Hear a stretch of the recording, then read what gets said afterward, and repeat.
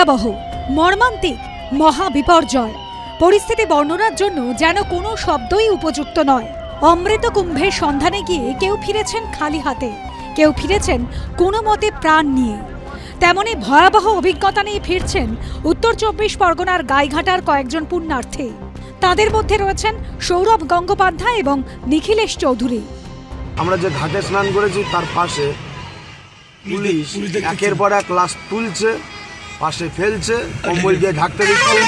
পাশে কতজন পুলিশ গার্ডে ছিল, তারা শুধু আমাদেরকে ওখানে ক্যামেরা করতে দিচ্ছে না, আর শুধু সেই লাশগুলো একের পর এক অ্যাম্বুলেন্স আসছে, সমানতালে টেনে নিয়ে চলে যাচ্ছে। যত কমই হোক মিনিমাম 100-এর উপরে লোক তো ওখানে মারা গেছে। ছোট বাচ্চা থেকে শুরু করে মহিলা এবং বয়স্ক লোক এবং অনেক প্রতিবন্ধী লোক যারা ওখানে সঙ্গমের আশায়, অমৃত স্নানের আশায় আসে, হয়তো তারাও আর বেঁচে বাড়ি ফিরতে পারেনি।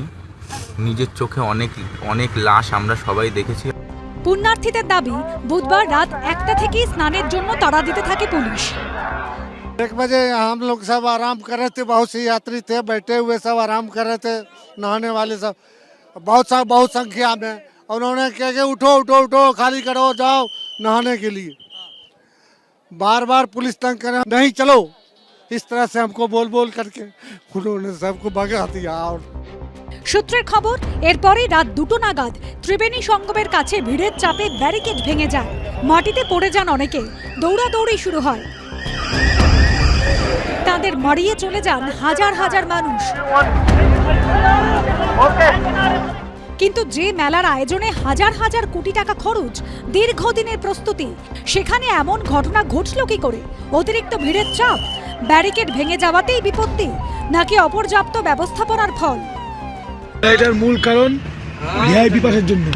ভিআইপিরা আসলো, তারপরে শুরু হয়ে গেল পুলিশের ধস্তাধস্তি। পুলিশ কাউকে বসতে দেবে না, কাউকে দাঁড়াতে দেবে না, ভিআইপি আচরণ করতে দেবে। সাধারণ মানুষ না তাদের কাছে। উত্তর 24 পরগনার পলতা থেকেও মহাকুম্ভে গিয়েছিলেন কয়েকজন বন্ধু, ফিরে এসেছেন সবাই, দায়ী করেছেন আয়োজনের অব্যবস্থাকে। কিলোমিটার প্রিপারেশন আমরা মেন্টালি নিয়েই এসেছিলাম, কিন্তু এই এক্সপিরিয়েন্স করতে আসেনি যে হ্যাঁ চেঞ্জিং রুম পাবো না, খাওয়ার পাবো না, থাকতে পাবো না, রাত্রে শুতে পাবো না।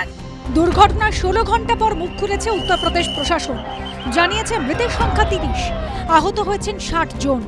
এদিনও হাসপাতাল এবং মর্গের সামনে ভিড় করেন হতাহতদের আত্মীয় পরিজনেরা। সমীরণ পালের রিপোর্ট, এবিপি আনন্দ, উত্তর 24 পরগনা।